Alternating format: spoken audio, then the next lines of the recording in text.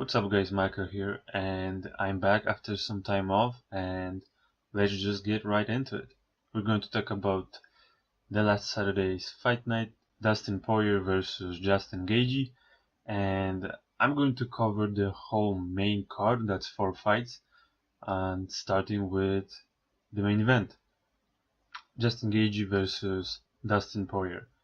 Just a couple of words of what I thought before the fight, and just thinking on my own, I picked Gaethje to win for a couple of reasons.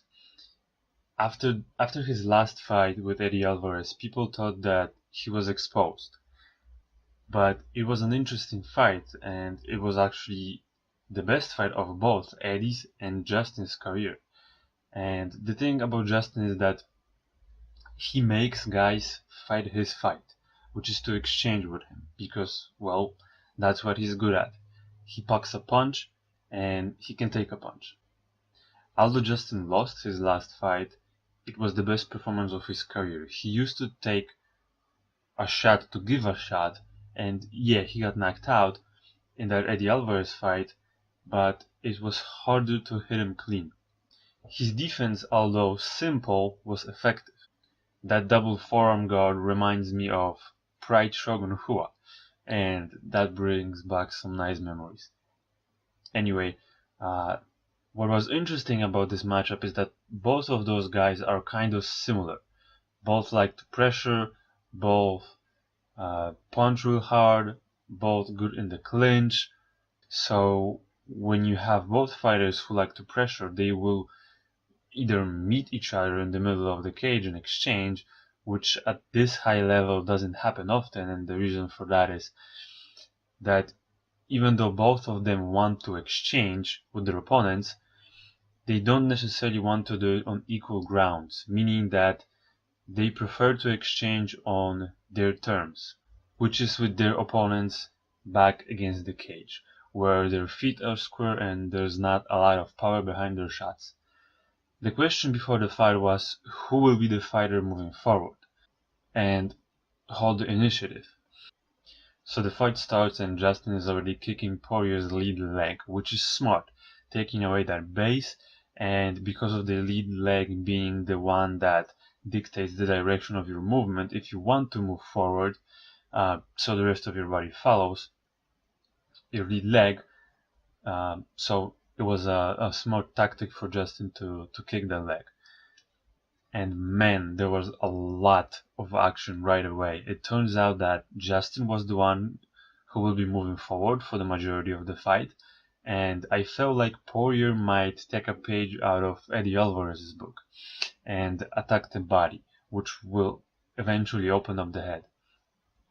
Also, what would be a good idea, and the read I got from the first 2 or 3 minutes of the first round, is that Dustin might want to lead Gaethje in on a little bit and make him think that he's there for an exchange, and as Justin comes in or covers up, exit on an angle and hit like a 3-4 punch combination from body to the head. And as the fight was going on, I was thinking, can he actually do that? Poirier is not the guy who will be on his bicycle for 25 minutes and the Justin Gaethje pressure doesn't stop. Also, Poirier is the guy who will sometimes think like he has to exchange to prove that he's not fucking around, or maybe that's just who he is deep inside. He said actually that he doesn't want to be this brawling guy, but that just might be who he is. So you gotta think that if they are exchanging in the pocket, Justin will have the advantage. I think both in durability and the initiative. But hey, everything can happen. You know, Poirier is a skilled. He's skilled in the pocket too, and he might just shot Gaethje's lights off. That is what I thought during the fight. What I liked from Poirier is that he didn't go crazy hunting for the head, which he was guilty before. He was attacking body as well. I feel like it was a lesson learned from Eddie's fight with Justin. Every time you watch Gaethje fight, you think he will get knocked out. And what got me worried for him here is that he stays too stationary sometimes while covering up. Um, and that's why Poirier was doing a good job of working around the guard with combinations for, potentially longer than he should have, just engaging gave him that opportunity. And for Gaethje, the covering up doesn't happen when he pressures. It's when he tries to defend. Um, the first round was just crazy back and forth. I don't know who won that, but I don't think it matters because there's no fucking way this fight goes to the distance. That's what I thought, and as we all know, it didn't. Second round starts similar to the first. Gaethje puts on the pressure, and I feel like Dustin has to find a way to not get pressured, to not spend a lot of time on the back foot. Even if he lands good shots while this is happening, it will be his fight to lose. Gaethje is more comfortable doing that than to having to try to get back into the open space and when he have to worry more about the defense. Then Dustin would make him cover up and work around the guard. And it's what happened, every time Justin would cover up. That was an opportunity for Poirier to fire a 5 or 6 punch combination. And Gaethje is just such a good leg kicker. He doesn't just throw it randomly or every time he thinks it's a good opportunity.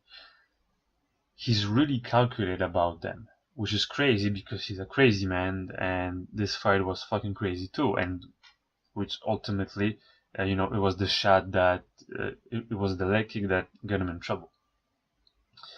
So the corner advice after the second round for Poirier was to be the matador, make Gaethje miss, and I think they said it for two reasons.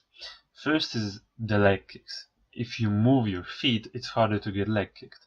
And the second reason is what I've mentioned before. I think it was to lead him in, intercept his attack, get him covered up, and then punch in combinations with body and head. Something like 2 minutes in the third round, Gaethje really hurts Poirier. Poirier just backs straight up to the fence and just trying to survive. He was on the defensive mode. And when you're hurt, you obviously try to recover. And that's what Dustin was looking for. But when your back is against the cage and you're fighting Justin Gaethje, I don't feel like that's the right spot to do that. Or, I don't think there's any right spot to rest because he doesn't let you rest. There's a little bit of IPO controversy, and at the end of the third round, Gaethje pokes Poirier, and then Poirier pokes Gaethje. So I guess eye for an eye, poke for a poke. I don't know. And the finish came in the fourth round, and the punch that started it all was the straight left from Poirier. It was a counter to a drumroll, a leg kick. Which is crazy because Gaethje is such a good leg kicker, and he usually does a good job of being defensive while he kicks. But things happen, and Dustin hurts Gaethje. He follows up with a couple of shots and gets the TKO stoppage. Crazy fight, man! Congrats to both of the gentlemen. They probably win a bonus or something. And congrats to the winner, Dustin Porier, man. The kid showed heart. And thank you, gentlemen, for the 16 minutes of beautiful violence. And what would be next for Poirier? I don't know. I'm feeling kind of sentimental, just mentioning Shogun Hua briefly here. So maybe a Korean zombie rematch. That would be nice. And for Gaethje, maybe take some time off, heal up, and when he's ready and all good, I will be more than happy to see him fight again. And a funny thing that was caught on camera before the official decision was Gaethje's conversation with Herb Dean. And this is a quote. Gaethje says, I wanted to fight, like, let me fight. And Herb Dean answers, yeah, I know you want to fight. And Justin goes, yeah, I'm not trying to die, but fuck. I mean, that might be my new favorite MMA quote of all time, right after Nick Diaz's, what the fuck, where are my shoes? That was a good fight, and man, crazy, crazy, crazy entertaining. Let's move on to our co-main event, Carlos Condit and Alex Oliveira. This was the second fight for Condit coming back after a layoff, and the question was what kind of a fighter Condit is relating to the fight game that keeps growing. And what I was thinking is that if he's going to be the same violent Carlos Condit that we know from the war with Robbie Lawler, or is he going to be timid, just kind of throwing meaningless volume out there and not landing a lot? And his wrestling can be questionable too, and in the Magny fight that was a problem. Just like for the most of his career, he's not the best wrestler, and Alex Oliveira is a strong grappler, and he's really big for the weight class too. And the fight starts, and both guys are just kind of getting a feel for each other. I felt like this might be important for Alex Oliveira to get the grasp of the distance if Condit is going to throw a lot of volume so that he can make good reads and not get overwhelmed by the amount of strikes and the variety of strikes. And they were kind of getting crazy, just jumping around, throwing crazy kicks, kind of chaotic fight from the beginning. And a lot of things were happening, but nothing was happening. They fall into the clinch, and Oliveira takes Condit down pretty easily. And that's the thing for Oliveira. He's not a good wrestler in the open, but when he gets into the clinch, his leverage and his strength are utilized very well. And Oliveira had to be careful because Condit is tricky from the back. He'll go for kimuras, he'll roll for knee bars and leg locks, and he uses them to get up. So they kind of scramble around, and actually Condit takes Oliveira down with a double leg at some point. And it was not something that I thought I would predict. And Condit was actually doing a better job on top than Oliveira, at least damage-wise, landing some good elbows and punches. And then Oliveira tried to escape, which ended up in Condit taking his back and attempting a couple of rear naked chokes, and that's how the first round ended. It was kind of back and forth. And because Condit put him in more danger and probably landed more strikes, I figured that he would win this round. The corner advice for Condit was to push him back, which makes sense. In that way, Carlos would have all the space that he needs to do his thing. Although he's not super comfortable pressuring, nor does he has the proper footwork, he's offensive enough so that he can make that work.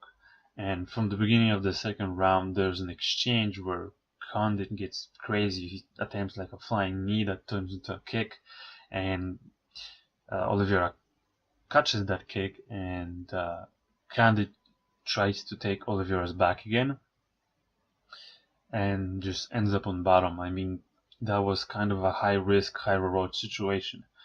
This fight was all over the place. I feel like Condit is either really confident with his BJJ, or he just gets stuck on the bottom thinking that, I don't know, his Brazilian Jiu-Jitsu is enough. I mean, you gotta think that if you're on the bottom, you know that you're losing the fight, unless you pull off a submission. But if your opponent can defend and keep you there, that's bad news for you. Then Condit was working his way up the hips of Cowboy Oliveira and takes him down again. This fight was kind of a back and forth scramble, and they're scrambling again, and Oliveira caught a guillotine, in the transition, and he kind of kept it standing a little bit, and Condit looked like he wanted to wait it out. Dominic Cruz was saying on the broadcast that if he can wait it out, Oliveira will tire his hands, his arms out, and just that it looked like the position wasn't there, like, because they were on the ground, but they were kind of sideways. So people thought that he's going to just wait it out, but I guess that was enough pressure on the neck, to make Condit tap, and Oliveira wins by submission. I can't help myself but feel kind of bad for Condit. He lost 2 fights after the time off he took, contemplating retirement. I don't know if he still wants to fight. That the decision is his to make, but I mean, I don't know what he wants to do.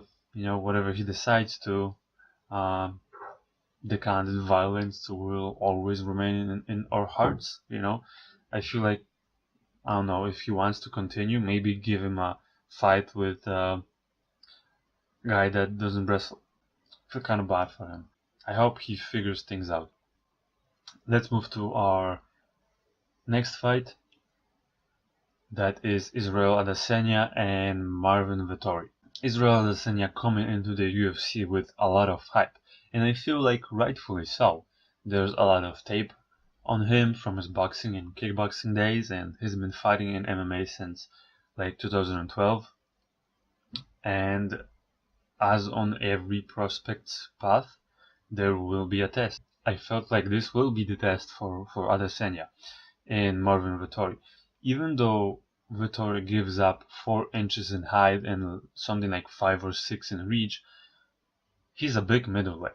And as far as stylistic matchup goes, and the reasons I thought that this would be Adesanya's test, is the wrestling and the pressure.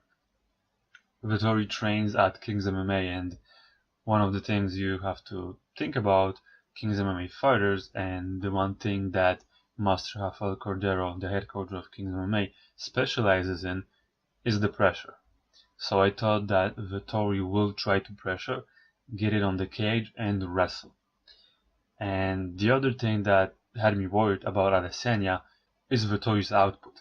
He likes to work at a high pace, which means that he won't give Adesanya any room to think, or when he decides to pressure with throwing a lot of volume, that means that he won't give him a lot of room to breathe also. So the fight starts, and Vettori does the right thing. He moves forward, throws a nice volume of strikes, gets into the clinch, doesn't get the takedown, but he's doing what he wants to do. He's kind of holding the initiative. Adesanya would need way more urgency than he had in his last fight, where he got pressed against the cage, just trying to wrestle the dude instead of getting the fuck out of there. Here with Vettori, I feel like that's not gonna fly. That's what I thought before the fight, or during the first exchanges. Adesanya did a good job of giving Vettori as much information as he can to overwhelm him and to make him process all of that information so that he can't make good reads. And I feel like that got into Vettori's head at the end of the first round. Adesanya was opening up a little bit more, and he did a good job of keeping the lead leg of Vettori. Because when you pressure somebody, the lead leg follows. We talked about it in the main event. It's like the arrow of the mouse on your computer. Wherever you point your lead leg, your body follows. Whenever you sidestep to keep yourself in front of your opponent, your lead leg is the guide. So taking that away and kicking the lead leg is generally a good idea. Adesanya needs space to operate, and at the end of the first round, Vettori was giving him that space. And the corner advice for Adesanya after the first round was to align that right hand, to step off to the side, because it's an open guard matchup, Orthodox versus Southpaw. So take the angle, fire the right hand, and open up a little bit more. I guess because Adesanya said to his corner, slow cook him in the first and fire him in the second. So I mean, that was to open up a little bit more. And Adesanya is a character. It would be really fun to see UFC give him some more spotlight. Because I feel like the middleweight division needs that. As the second round starts, Vettori goes for a takedown and Adesanya defends very nicely actually. He was digging for an underhook right away. It seemed like he was more urgent. And it seemed like he knew what he was doing. So, I felt like he has a good chance of winning the fight. And it was Adesanya pushing Vettori back. Um, that gave him space to open up a little bit more. He was landing some nice strikes and moving very well too, not letting Vettori pressure him. There was a point where Adesanya had a little bit too much swagger. He was trying to lean back on a head kick and that kind of cut him on the chin. And you could hear Dominic Cruz on the broadcast say that Vettori should go for the ribs. He should kick him to the body. And yes, that would be a very good advice. And you can actually see that in his fight, in Dominic Cruz's fight with TJ Dillashaw. TJ was trying to pressure, but he was trying to kick the head way too much. If he would kick the body, that would land with a much higher percentage because of the movement of the head is bigger than your body. You can move your head more freely than you can move your body, because for your body to move, you have to move your feet. You can move your head even if you are stationary. So yeah, the body kick would be a good choice here for Vettori. But Vettori wasn't doing that though. So Adesanya was starting to take control over the fight. He controlled the space and the distance was there too. And he was hurting Vettori with those shots. The second round ends and Adesanya is in control and most likely wins the second round. 1 minute into the third round, and Vettori goes back to pressure. He listened to the corner advice of Fafa Cordero, just telling him like, you have to go, you have to let go of your hands and just pressure and move forward, and it was working. He drops for a takedown, gets him on the cage and drops for a takedown and finally gets it. It didn't look like Adesanya had a lot going on from his back until he wall walked, kind of muscling it without the underhook or anything like that. He just, got up using his strength. But I guess good for him, one way or another, you have to get up. So, and as you think that, hey, now he will get back to standing up where he had the most success. But no, for some reason he feels like he has to wrestle the guy and goes for a trip or a ladder drop, as DC was saying on the broadcast, which didn't succeed at all.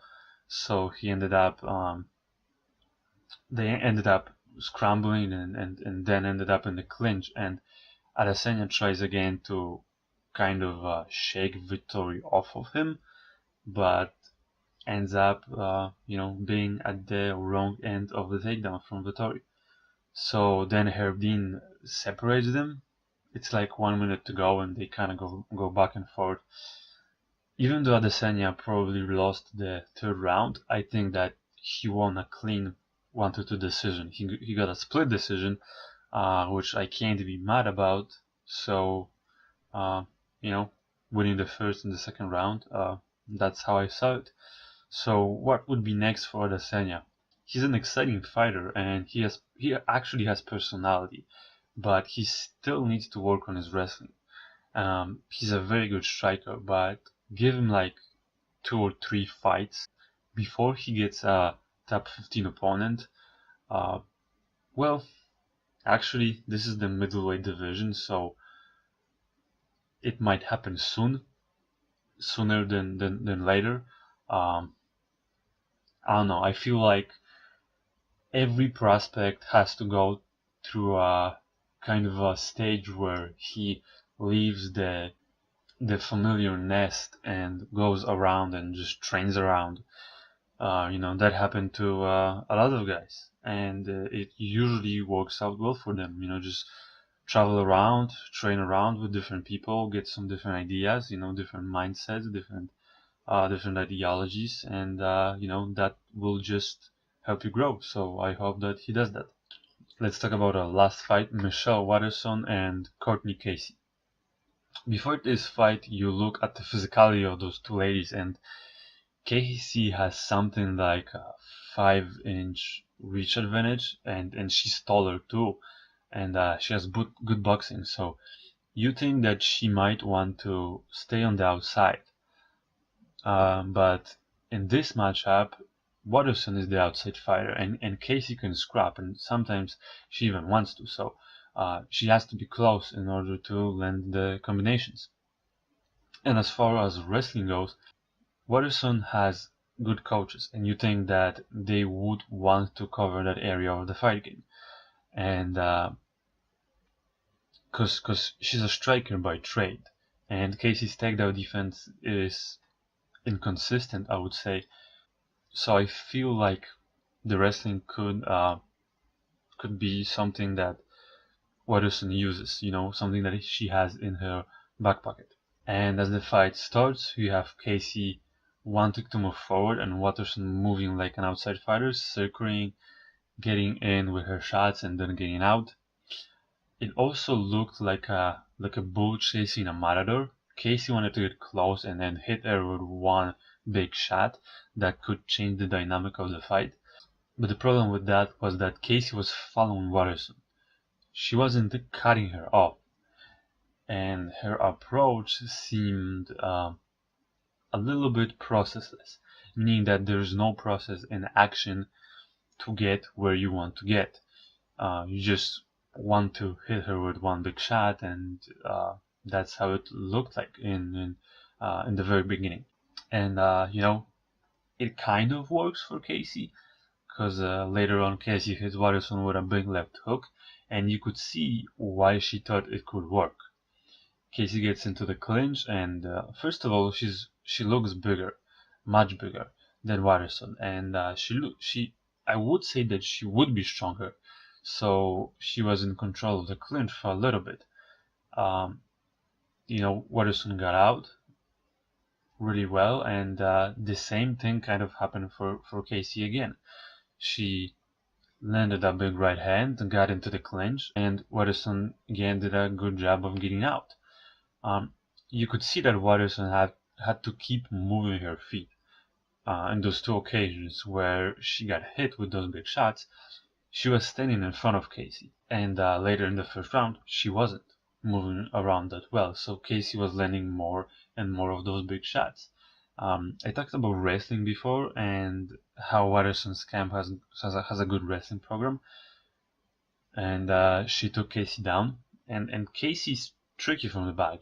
She throws up a couple of submissions. Watterson defends them and closes the round on top. I don't know who won that round because it was back and forth. It was probably Watterson because of the takedown, and it was at the end of the first round. So at the end of the round, so it's fresh in the judges' eyes, which kind of makes me think, okay, if that's the case, what if you had a really good, like what if you had kind of good first two rounds and then your opponent had just blow you out of the waters in the third? Would that, play a factor because it was the third round? I mean, I don't know. Judges are kind of weird, and then I'm pretty sure that I will talk about this in the future. That they sometimes don't see counters. I don't know if they don't pay attention or maybe I don't know. I think they have like a little screen. I don't think they are watching the fight through the cage because that would be weird. You don't see a lot of things. That's for experience. It's not for it's for the entertainment. If you want to really see what's going on, you kind of have to see it through the camera. So anyway, Casey has some success in the beginning of the second round. landing some big shots, getting into the clinch. And Watterson looked better in the clinch, actually. I thought the size and strength of Gaethje would be too much for smaller Watterson, but she looked good. She was just, a little bit more technical. On the feet, you could kind of see and get a sense of how the rest of the fight might play out.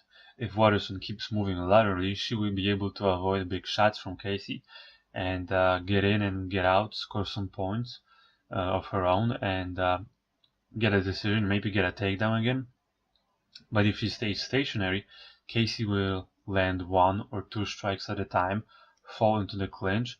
Even though even if Watterson escapes, rinse and repeat, that could get her a decision.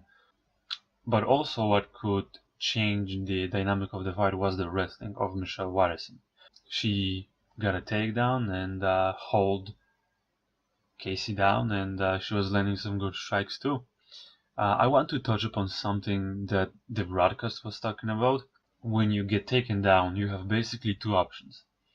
You either get up, which is good because, well, you're no longer in a bad position. You're no longer in a position that is losing you points. And the second option is that you stay on the ground and hunt for submissions. And it's a high risk, high reward situation, because if you don't get a submission or a sweep, you are losing the fight in the eyes of the judges. But if you get either of those, then you're no longer in a compromising position. You are also in a position or situation where you are actually winning when you end up on top. So it's kind of a dilemma.